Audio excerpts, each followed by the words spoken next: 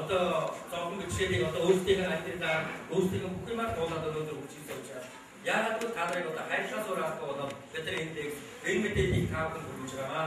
Тэгэхээр энэ дэсэг ах нас чи та нар хайр дээж ирсэн юм шүү гэдгийг таавхан бас энэ яах вэ?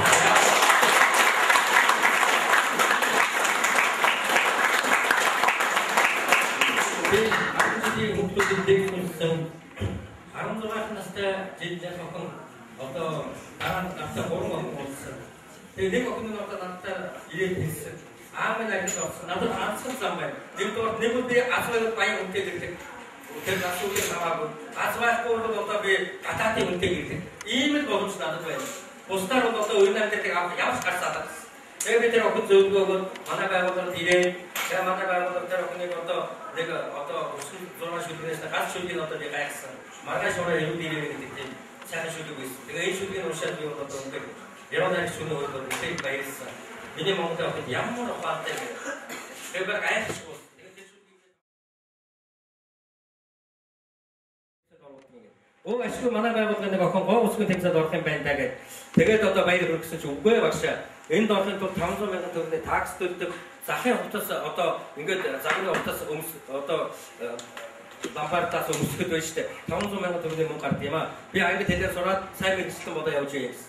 Маргааш манай өдөртөх зөв хуралдаад энэ хөрсөн дараа бид ярьж байгаа сая төгрөгийн охинд олж байгаа явуулсан.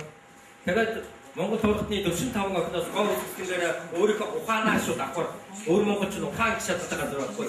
Ингээд дахиж 2 дугаар байранд ороод Монголын шилдэг модельүүдийг ардаа хаяад ингээд 3 сая төгрөгөөр шагнуулад ирсэн. Би өнөөдөр энэ охины авчирсан мөнгөний тухай ярих гайгүй. Би өнөөдөр энэ охины гол сайхны тухай ярих гайгүй. 4 жилийн өмнө надад хаян хүртээ гэрэлнэ гэж ирсэн миний Монголын үсгэсэн охидын нэг хэлгийг би танд хэлье гэсэн. Тэгээ энэ охины шүлгээр өнөөдөр 30 хүн ажлаас гарсан. Энд манай одоо залуу одоо дараа ирээдүйн шоунд оролцох залуучууд дотор ч гэсэн өнөөдөр энэ хүмүүс сууж ирээ. Тэгээ энэ 30 залууг өнөөдөр ямар яруу найрагчийн шүлгийг уншаад хэн өөрийгөө өөрчилсөн юм бэ? Өнөөдөр одоо ямар нийгмийн ажилтны сэтгэл зүйч хүнийг агнаас нь гаргах гэж манай байгууллагаар аваад ирсэн юм бэ? Тэгвэл энэ 16 настай хүний шүлгэнд ийм хүч чадал оршиж байсан юм аа. Тэгэхээр би октоотаа одоо яагаад ингэж их өмөрдөг болсон юм? Монголын эмэгтэйчүүдийг яагаад бид их өмөрдөг болсон гэхээр эдгэрмээ дэндүү ухаантай үсгэлэнт одоо охтыг бидэнд заяасан юм байна. Тийм учраас энэ 16 настай охины шүлгийг би одоо уншиж өгч оролдъё. Би өөрөө болоод тийм уншлагын хүн бол биш. Яруу найрагч юм. Өөрийг одоо манайраа уншия. Маргааш орой ирүүд ирээрэй гэж. Аав минь би таныг согтуу ирэх тоолонгоор ань болсон сэтгэл минь дотоораа нурдаг. Айдын бүгдээс ичиж холоодхон өнгөрөлтөө амьдралаас заримдаа уйдмаар санагдаг. Хадам цуухан ирсэн чи аавыгаа би хайрладаг. Хичээд номоо хураад сэтгэл минь гунигалдаг. Цовоо сэргэлэн цалтай таны гар цохон цонхны санаас шилтэн зүрхэн урсган үлддэг. Уур хилэн бачимдал гомдлын гадаа ухаан бодлыг хөвж манан дунд явна. Жаахан бачир охин чинь нэг л өдөр зүтгэхэд жүнстэй дарсны ямсараа ойрхон байна аваа. Хайр байдлаа зовлонтэй орчлонгоос хамгаалж чадах ганцхан түшиг аваасан. Марл өдөр охин чинь мөргөж гуй. Маргааш орой эрүүл ирээрээ дахин гуяа гэж.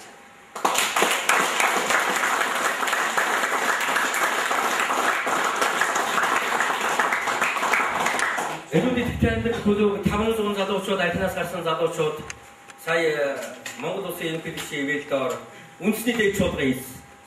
Энэ чуулганд 9 сайхан залуу мөнгөн аягтай сууж ээжтэй хадаг одоо өргөж мөнгөн аягтай суусан. Энэ суу барихад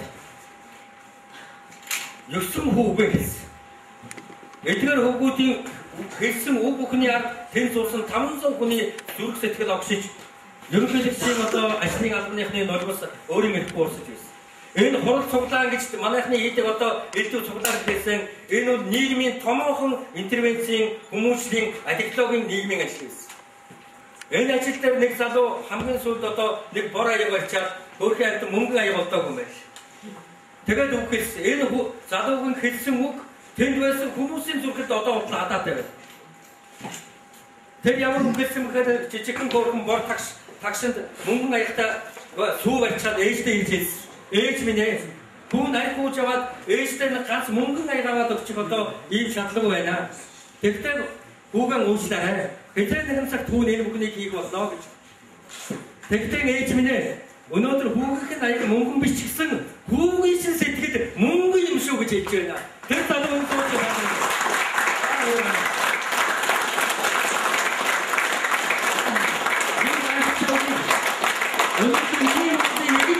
Би эрдэмтэн мэдэн докторууд агуу хэлдэг гэж бодсон. Би энэ дэлхийн шилдэг одоо гайхамшигтай хүмүүс агууг хэлдэг гэтэл эргэж жирийн Монгол хүү энэгүй хэлж байна. Энэ залуу өнөөдөр нэг сарын дотор 40 сайхан нэрийг тараасан дээр ажилладаг, ярмай самддаг, хүнээс хүндий ажилладаг, хүнд сэтгэл гаргадаг ажлыг нийгмийн ажил гэдэг юм аа. Тэр учраас өнөөдөр та бүхэнд би жинхэнэ одоо нийгмийн ажлыг харуулах гэж энэ реалити шоуны арга хэмжээг танай сургуулиуд зохион байгуулах гэж байгаа юм. Тэгээд одоо манай бидэртэй хамтарч ажилладаг телевизийг ирлээ. Тэгээд ганц боолчаад одоо энэ текст өндөргий. Хэрвээ сонирхолтой төгсгөлд нэг 10 минут одоо хайрын тухай юу гэж ойлгоод цахилгаантай гэж бодоод тэгээд тархиныхаа цахилгааныг нээнэ үү гэж. За гараа тухайн дээр тавьж цахилгаан нэгээр одоо шалгалт өгч байгаа тархинда баялаг гэдэг. За тархиа гаргаад. Их тархиа хатгаад гаргаад байв. За хоёр гадаараа тавиад. Тэгээд тархи руугаа хамгийн хөөргөнөөр хартаа. Над руу үшээ тархи руугаа хөөргөнөөр хартаа. За миний хэлцүүг чам дугаар хэлээрэй. Их тархи минь өнөөдрийг хүртэл эрдэм мэдлэгтэй оюун ухаантай байж Монголын үндэсний дээд сургуульд суралцах эрдэм хүнтэй боломж олгосон их тархи таньдаг их баярлалаа. За бусаа тэгрээд байгаа. За таан багтай бүтсэн бод гараад ирээ. За багтай чамд болохгүй шүү дээ. Адилхан өөр гараа шүү дээ. Одоо бүр хамгийн хаан чамгаар хэл. Багтай минь ээ. Багцыг матгаж байсан бол өршөөгөөрэй. Энэ төрөөс ихтэн. Энэ сарвал амьдралын замыг сонгож. Өөрийгөө гэр бүлээ Монголын нийгмийг аяхгүй болгоход баг тарихтаныг баг гэлгүйгээр дайслах болно. Баг тарихтандаа маш баярлалаа. За бусаа тэгэрэй. За саглагана хаагаарай. За одоо түрүүний алгаташилтын тухай ичээ заасан хамгийн гам ихүүсээ өөрөөр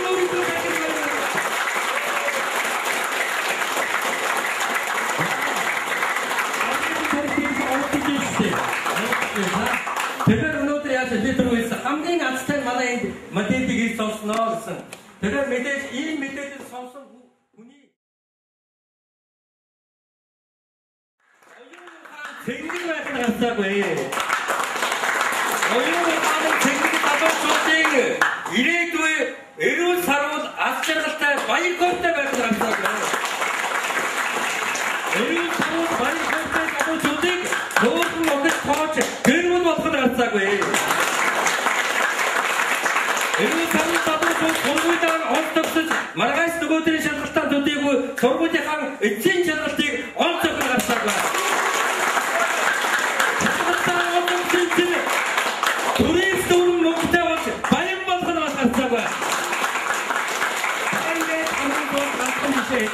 Одоо сaabuhны дүндэрдээ тэгээд энэ би наран туулын замаар явж ирсэн юм аа. Тэгээд одоо өнөөдөр бидэртэй хамт явж байгаа нөгөө нийгмийн ажилтнуудтайгаа их хүйтэн байсан. Тэгээд энэ амар хүйтэн өглөө өдөр явж ирсэн чинь замдаар юу яасан? Нэг энийг гараа хүргэсэн. Тэгсэн чинь нэмээ гэрээсээ хинч авдаг. Таксинууд юусаа авдаг. Тэгээд таксины жолооч бодлыг уншлаа. Таксины жолооч ингэж бодож байна. Энэ нэмээ мөнгө өгөхгүй гэж бодож. Тэгэхээр тэр таксины жолоочийн сэтгэл тэр Монгол хүний сэтгэл гадаа байгаа хүйтнээс илүү мөслөгтэй болсон байна. Дараа нь гой жибнүүд явж байна. Ганц ингээ гоёо залууч. Эмээг эмээшгэн хүнийг тэр хүйтэнд авсангүй. Харин тэр эмээгийн оронд танай сургуулийн хөгөн миний өвдөлтөд нийслэг огт зогсож байсан бол яах вэ? Госоо тэр зогсоод будаасалтаа суулгах байсан. Тэгээд би энэ хооронд октоодыг юм загиж байгаа. Одоо тэр замын хажуугаар ингээ явж байгаа октоодыг авдаг тэр улсууд нэг хөөрхөн нэрлэх юм байна шүү дээ тэр ажиллаа. Юугд нэр тийгээ цэцэг дүг гэж ярьд юм байна шүү. Тэгээ та нар цэцэг юм байна. Тэгээ та нарыг машин аваад дүүт юм байна. Тэгээ октообус би нэг арга зааж өгч. Одоо хэрэг тийм цэцэг дүүдэг залуу ирээд цонхоо онгоолоод ингээд суу гэдэг инех юм болов. Тэр хажууч тэртээ нэг шарилж базаа юу. Чамд энэ таарна гэж цонхоор шилжих цаа. За нэг юм арга. Тэгээд тэр залуу шууд авсан. Тэгээд бид нар дараа нь яасан гэхдээ тэр эмээг аваад манай залуу шууд аваа явсан. Тэгээ аваа явсан чинь өөрхөө эмээ 200 км яваад замдаар буулаа. Тэгээ 200 км явж буугаад эмээ маань замын цагтаар буулаа хүн шуулаар бууж байгаа цогтой явж байгаа аваар хийж хүн дайраад тэгээ тэтгэврийнхээ мөнгөг аваа явуулж байгаа юм байна. Тэгээ хотын эмээ мундаг эмээ надад нэг 500 төгрөг барьлаа.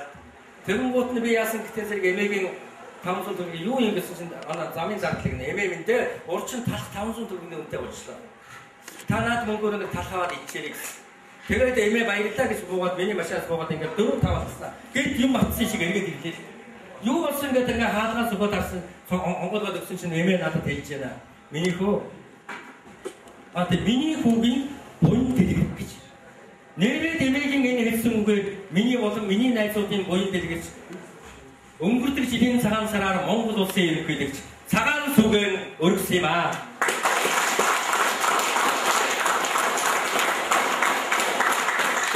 Энэ дүнбэттэй энэ бэлэгдэмбэл ерөөлтэй энэ гайхамшигтай эмээгийн хэлснээр миний Монголын залуучуудын буян дэлгэрэх болтугай Монголын ард түмний буян дэлгэрэх болтугай.